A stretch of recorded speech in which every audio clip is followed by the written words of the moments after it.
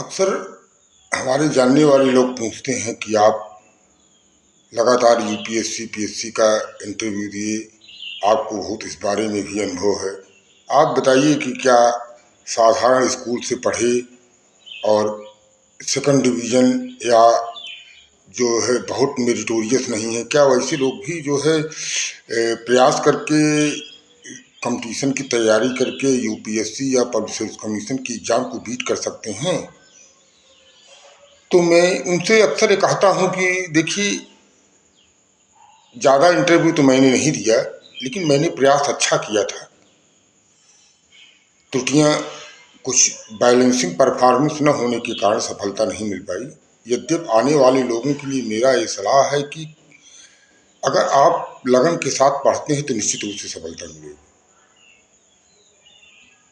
मैं पहली बार 91 में पीसीए सबॉर्डिनेट का, जिसको लोअर सबॉर्डिनेट कहते हैं, मैं उसका इंटरव्यू दिया था और उसके बाद लगातार मैं मेंस देता रहा और मेरा प्रयास बहुत ही क्वालिटेटिव था और लगातार मैं मार्क्स अपने पिछले मार्क्स से 50 नंबर ज़्यादा पाने के बावजूद भी मेरिट उससे ज़्यादा जाती रही और मैं उससे ज़्यादा नंबर पाता रहा।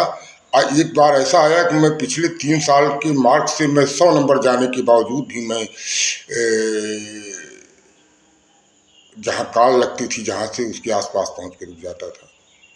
उसके बाद फिर जो दो सब्जेक्ट होते हैं तो एक सब्जेक्ट का परफॉर्मेंस अच्छा रहता था, एक का कम परफॉर्मेंस के कारण संतुलित जो है मार्क्स नहीं मिल पाते थे। हमको लगता है कि इसीलिए लोक सेवा आयोग ने यूपीएससी में एक सब्जेक्ट ही रखा, एक समाप्त कर दिया, जिससे हम जैसे लोग जो है और सफलता में मेरिट में अपने आप को स्टैंड कर गए होंगे।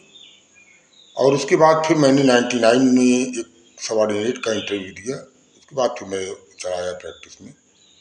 तो मैंने कोई बहुत ज़्यादा इंटरव्यू नहीं दिया, लेकिन मेरा एक अनुभव है कि आप क्या गलती करने से सफलता से आप दूर चले जाएंगे। अन्यथा आप कोई भी ऐसा कंपटीशन नहीं है हिंदुस्तान की जिसको आप क्वालिफाई न कर जाइए, सिलेक्शन मिलेगी।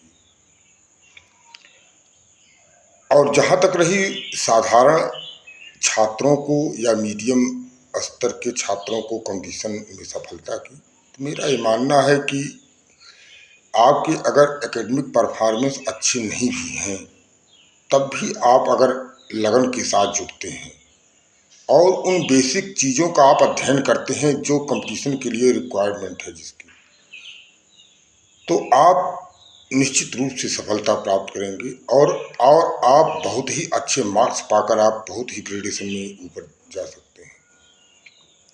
उन लोगों को भी, जो लोग एकेडमिक परफॉर्मेंस बहुत ही अच्छे हैं, उनको भी वही प्रयास करना पड़ता है जो किसी अदर दिन को करना पड़ता है।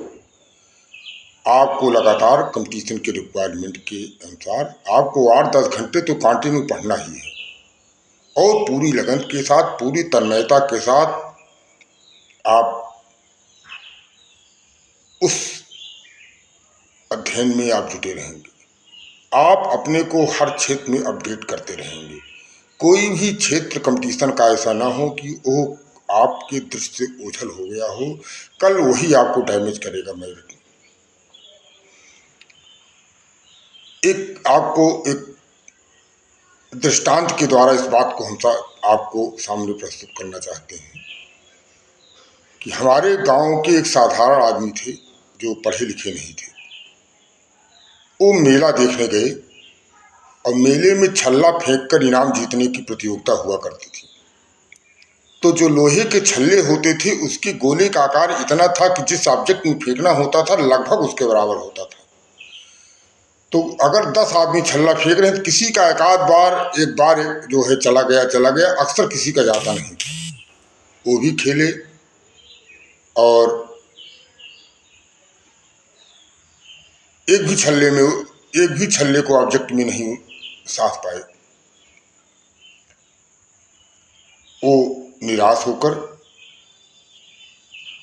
उस दुकानदार के 3 छल्ले चुरा के लेके घर चले जाते हैं। क्योंकि मेला देखने का सारा पैसा इस छल्ले को साधने वाले गेम में खर्च हो गया, इसलिए हताशा और निराशा के बीच उनकी घर की वापसी होती है और इस संकल्प के साथ कि अगले मेले में इन सारे टारगेट को साध कर इनाम जीत लेना है इसको, और इसको दिखा देना है कि जो हमको कष्ट दिया है उस कष्ट का यहीं पर ही जो है हम लोग जीत कर उसका बदला लेंगे। उन्होंने अपने दरवाजे पर उसी तरह के ऑब्जेक्ट बनाए, किसी ऑब्जेक्ट में 100 रुपये की नोट, किसी ऑब्जेक्ट में 5 रुपये की नोट, किसी ऑब्जेक्ट में रेक्सोना साबुन, किसी ऑब्जेक्ट में लाइफ बॉय साबुन, किसी ऑब्जेक्ट में रिन साबुन, किसी ऑब्जेक्ट में ग्लूकोज का बिस्कुट। इस तरह से उन्होंने ऑब्जेक्ट बनाकर उस छल्ले से 1 साल लगातार अभ्यास किया।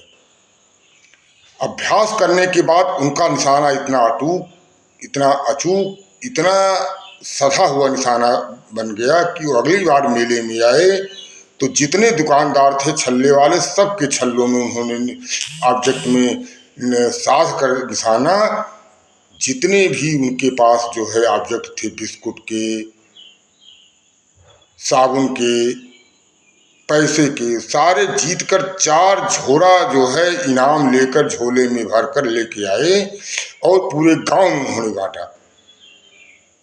और सब जो है जितने दुकानदार थे जो ये गेम करने वाले, उन्होंने हाथ जोड़कर क्षमा मांगी, कहा कि हमको जीने खाने के लिए रोजगार हमको करने दीजिए। तो उन्होंने जो है उसके जो पैसा था उन्होंने तो लौटा दिया उसको, और सारे सामान बिस्कुट और साबुन गांव में बांट दिया। तो इसको कहते हैं कि जब आपने चुनौती को स्वीकार कर लिया, चैलेंज को आपने स्वीकार कर लिया, तो जो चीज़ आपको आज कठिन लग रही है कल वो चीज़ आपको आसान लगने लगेगी। बस आपकी मेहनत, लगन और आपके निष्ठा पर है कि आप किस तरह से किसी प्रयास में कैसे जुड़ते हैं, कितनी लगन के साथ जुड़ते हैं, कितनी तन्मयता के साथ जुड़ते हैं। अगर आप इस तरह से किसी कंपटीशन के लिए तैयारी करते हैं तो मेरा विचार है कि निश्चित रूप से सफलता मिलेगी, उसमें कोई डाउट नहीं है। बस केवल डाउट इतना है कि आपको ग्रेजुएशन में किस कैडर का पोस्ट मिलेगा। यहाँ थोड़ा सा आपको हो सकता है भाग्य का सहारा लेना पड़े, लेकिन आप अपने कर्मों के द्वारा सिलेक्शन मेरिट लिस्ट में निश्चित रूप से रहेंगे। कोई सफलता प्राप्त व्यक्ति हो सकता है इस राज को न बताए, लेकिन मैं इस राज को जरूर मैं बता रहा हूँ कि सफलता निश्चित रूप से है अगर आप लगन के साथ जुट रहे हैं। ये निश्चित नहीं है कि आप किस रैंक का पोस्ट पाएंगे, लेकिन सिलेक्शन निश्चित है। इसी तरह से जीवन में किसी भी क्षेत्र में अगर आप लगन के साथ जुड़ते हैं, आप पूरी तन्मयता के साथ जुड़ते हैं, आप पूरे समर्पण के साथ जुड़ते हैं, तो इस दुनिया का कोई काम नहीं है, ऐसा नहीं है जो असंभव हो, जो इम्पॉसिबल हो। धन्यवाद।